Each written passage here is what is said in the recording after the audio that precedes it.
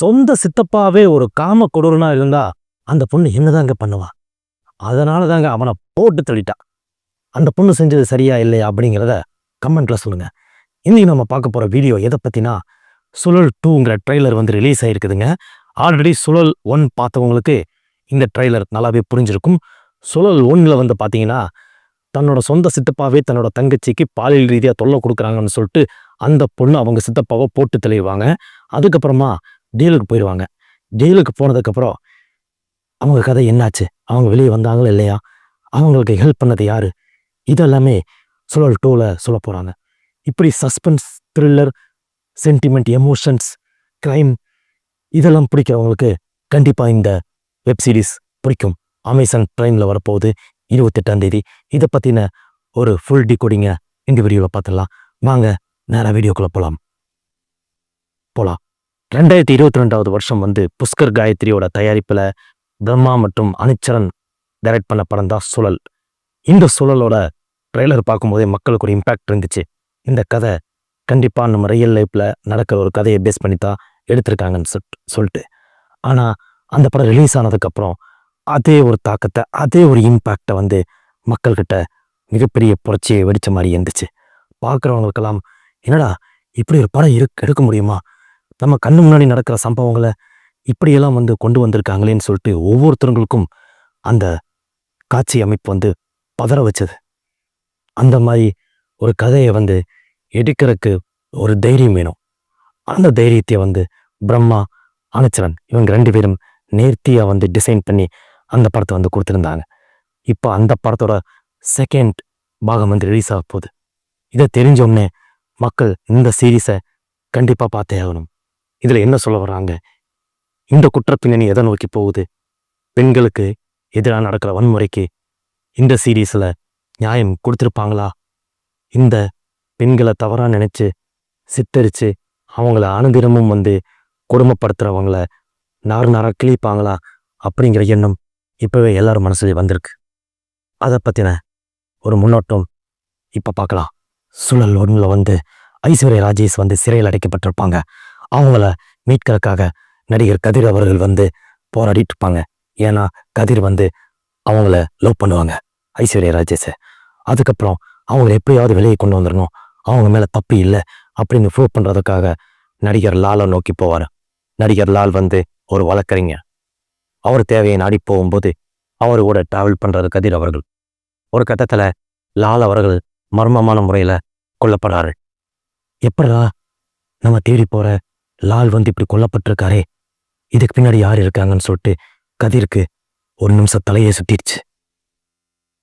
அதுக்கப்புறமா இந்த குற்ற பின்னணிக்கு யார் யாரெல்லாம் இருக்காங்க, யார் யாரெல்லாம் துணை போனாங்க அப்படின்ட்டு கதிர் அவர்கள் ரொம்பவே தேடுதல் வேட்டையில் ஈடுபட்டார்.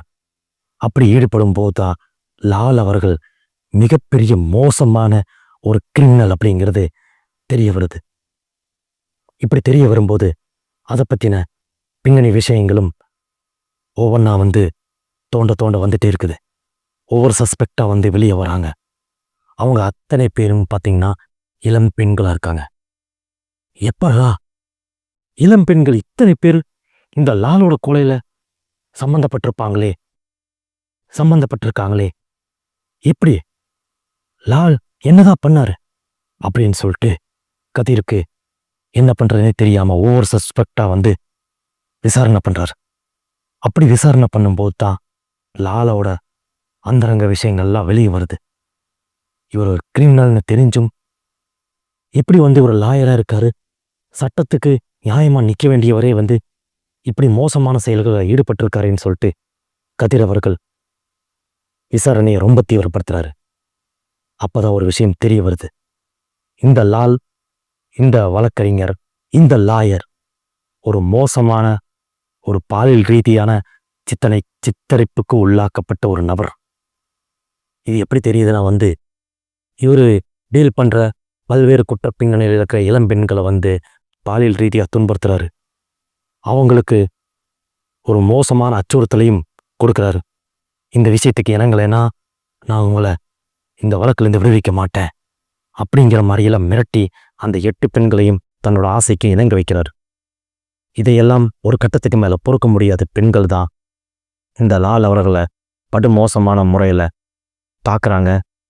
அவரை அவங்களோட வலைக்குள்ள விழ வச்சு கடைசியில் அவளை கொன்றுறாங்க.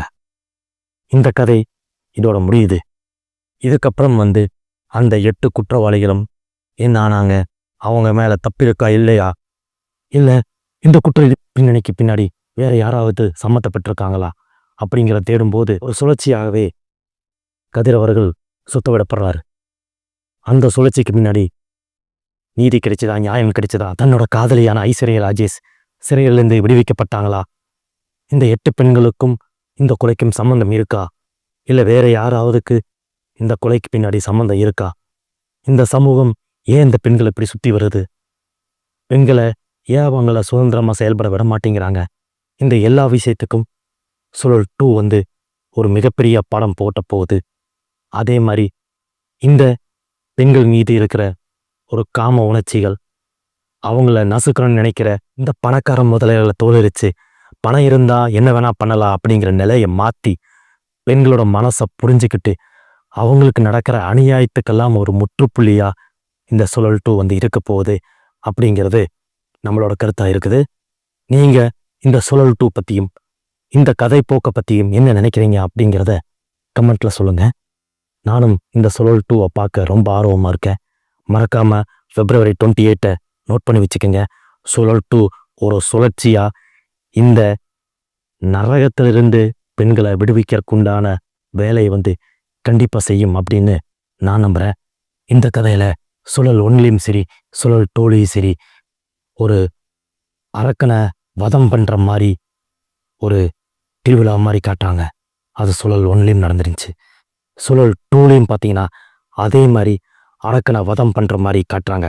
அந்த அரக்கன் வேற யாரும் இல்லை, ஒவ்வொருத்தரும் யாரெல்லாம் தவறான அணுகுமுறையில் ஒருத்தங்களை நாடி போகிறாங்களே அவங்க எல்லாருமே அரக்கனுக்கு சமம் அப்படிங்கிறத புஷ்பர் காயத்ரி தெளிவாக பதிவு பண்ணியிருக்காங்க. யார் யாருக்கெல்லாம் ஒரு கொடூரமான எண்ணம், ஒரு கொடூரமான ஆசைகள், பெண்களுக்கு எதிராக ஒரு வன்மம் எப்பவுமே யார் யார் மனசுக்குள்ள எல்லாம் ஒளிஞ்சு நல்லவனாட்ட வேஷம் போடுறாங்களோ அவங்க எல்லாருமே இந்த அரக்கனுக்கு சமம்.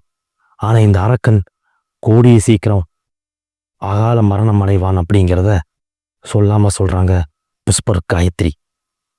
அரக்கன் என்னதான் ஆட்டம் போட்டாலும், என்னதான் அவனுக்கு இருக்கிற சக்தியை பயன்படுத்தி நயவஞ்சகமா ஒடுக்குமுறையா ஒரு வன்மத்தை மனசில் வச்சுட்டு எப்படியெல்லாம் தன்னோட ஆசைகளை அடையிறானோ அதை விட மோசமான நிலையில் அவன் சாகடிக்கப்படுவான் அப்படிங்கிறத இந்த ட்ரெய்லரில் செருப்பில் அடித்த மாதிரி சொல்லியிருக்காங்க புஷ்பர் காயத்ரி.